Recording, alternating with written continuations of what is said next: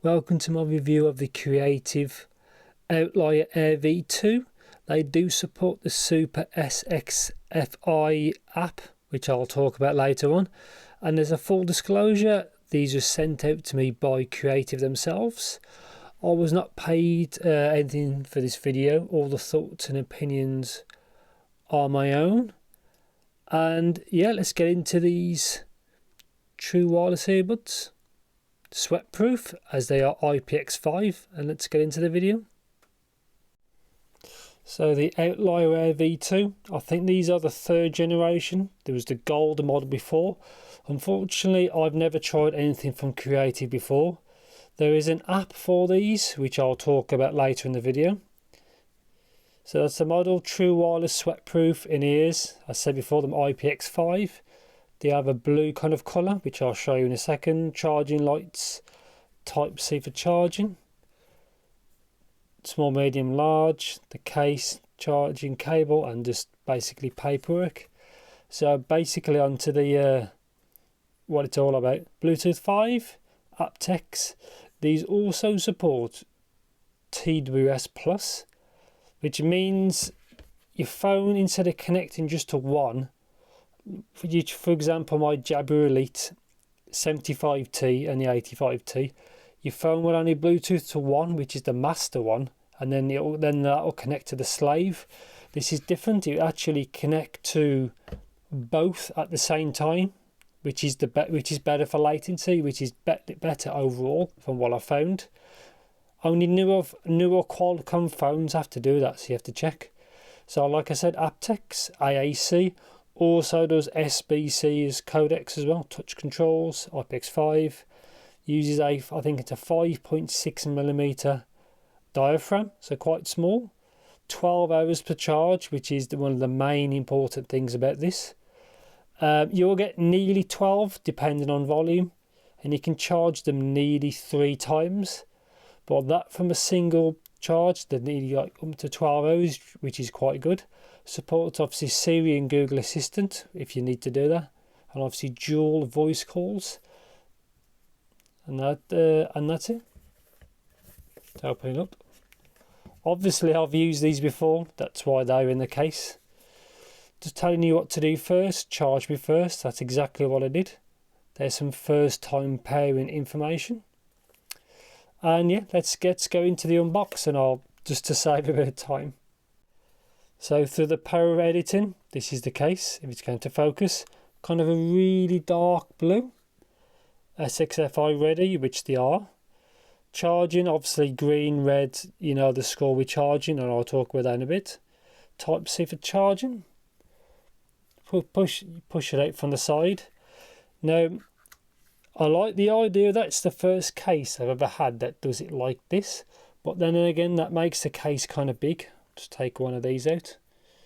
So L for left, obviously the ones for right. Very easy to do, quite a small nozzle. Pop it back on, that's it. Touch button there, microphone there.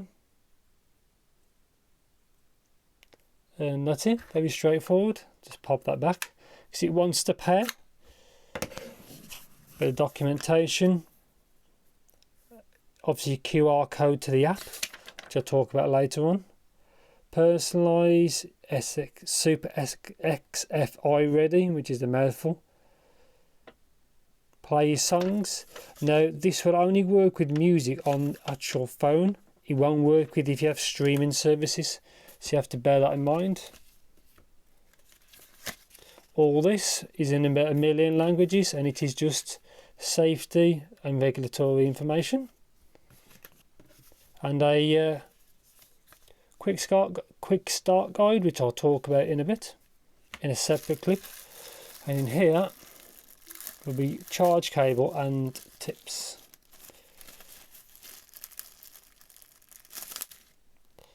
Charge cable, the usual. So Type-C, which is what they all should be like by now. Quite a nice build. Strain reliefs on the cable. It's going to focus. And yeah, bunch of different tips, if it will focus. That's it. Now I'm going to get onto the guide. Now this is the quick start guide, just the English section, as I'm English. So this is just a really quick summary of how it all works. There's the charging case battery indicator, which is straightforward. Obviously it tells you, splits it to left to right. Same for here. Saying what the earbuds are actually doing, which is all there. Quite simple instruction to follow. Specs, so it uses a 5.6 driver, 2 omnidirectional microphones. Interface is Type C. Obviously the profiles, which is all up to 10 meter range, which is about right. Battery information there. Input 5 watt 1 amp. Charging 2 to 3 hours. AptX AAC and SBC. Serial number, which you can put there. And this is just how it works. So playback mode is tap twice, pause and pause 3 times on the left one for previous track, same on the right one for next track. Volume is you hold it. The only negative is with the volume, it can shoot up really quick when you do it. Pause mode, call mode, disconnecting mode, and just using them manually, so if you don't actually have the case with you. How they fit in there, master reset, and a little bit of information. And then the next language is German. They're very straightforward to use. So now in the next clip, I will you will hear a very brief microphone test. This is just a quick microphone test of the Creative Outlier Air V2. I'm using them in stereo, so I'm using both. This is just me speaking in a quiet room, a normal speaking volume, as you would use these in a normal situation, just for a chat. And this is what it sounds like. Now you just heard a microphone test. I think they sound okay for the value. Not the best microphones I've heard, but obviously they're not the worst either. I think they perform okay. Before I get into how these work, the app, you have to sign into the app. I'm not really keen on that. It should just work, and it also requires Google location services to be on. Again, I'm not really keen on that, but you shouldn't have to do that. But anyway, the app, which I didn't film this time because it shares by private email address, so I didn't share it this time, is in the app. There's an EQ, and there's the actual mode, the SXFI mode, which you have to take a picture of your front of your face, your left ear, your right ear, and then it kind of creates. It's kind of like virtual surround kind of approach. When it turned on, for my use case, it made things sound like it was live. So basically it added a little bit of reverb and stage. I think it's okay. I personally preferred my music without it turned on, just as normal. And also in the app you can just play your music like in any other music player, like Fubar or so on and so forth. The app's okay, it's not a necessity, but it worked fine for its use. So like I said, personally I preferred with the SXFI off, but some people might like it on, so it's just a personal preference. And that's just the app. It works straightforward. I don't like I said, you have to sign in and create an account and add location services, but that's it.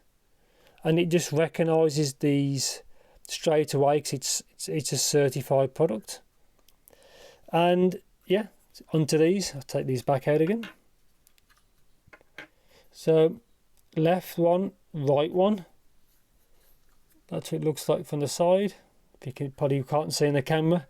Kind of a big case. So for example, here's the TRN I did a few months ago. See, it's a bit bigger. That's a bit taller. Kind of a wide case, but still not a massive case. Comfort on these I thought was actually pretty good. They do isolate really well, which is quite great. So you don't really need an active noise cancelling because they do seal, I think, pretty well. Comfort on these was good, and they're quite light, which is fine really. To get on to sound, these are V-shaped. It's kind of a V shape, but it's a V further up the frequency range, which I'll get to in a bit. So obviously these have an emphasised low end. It's not a massive amount, but it is easily elevated. It doesn't feel really that, it's a little bit bloated, a little bit, and it does bleed into the lower mids, but that means it doesn't sound thin, like vocals, male vocals don't sound thin. The upper mids are not elevated. Normally, what I review, like all the things from China, they do have the elevated upper mids. So female vocals are really forward. These don't have that, which I kind of like. I appreciate that. But it does get elevated further on. I think it's around 5k, which means they do have a little bit of sibilance. But then again, it depends on the tracks you are using. But I found everything was very clear. Crisp, shall we say. Again, it all depends on the type of music you have. Controls works very well. Just make sure you're always on the center of the button so you get a good contact. I already shown you previously in the guide how it all works. It's all very straightforward. A lot of true wireless are the same, and this is no different. Personally, I prefer a real button. It's just easier to know you've pressed it the correct times.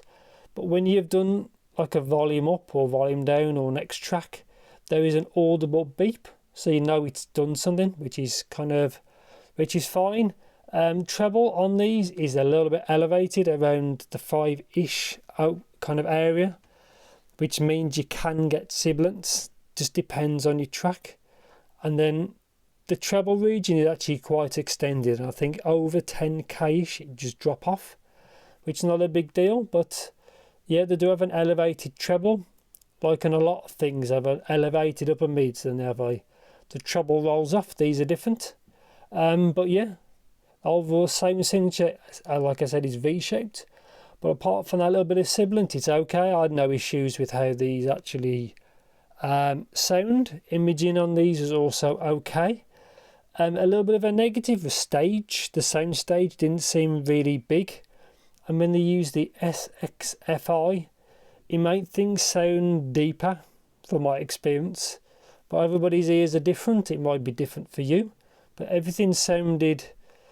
I tried it with like a couple of Miley Cyrus tracks, for instance, because she has a brighter sound, like a brighter vocal, and it made her voice sound further, made her sound live, which, as you say, is good or bad, but I preferred it off. It sounded more natural, but the mode off. Obviously, you have to use the app to do that. You can't just do that off the buds themselves.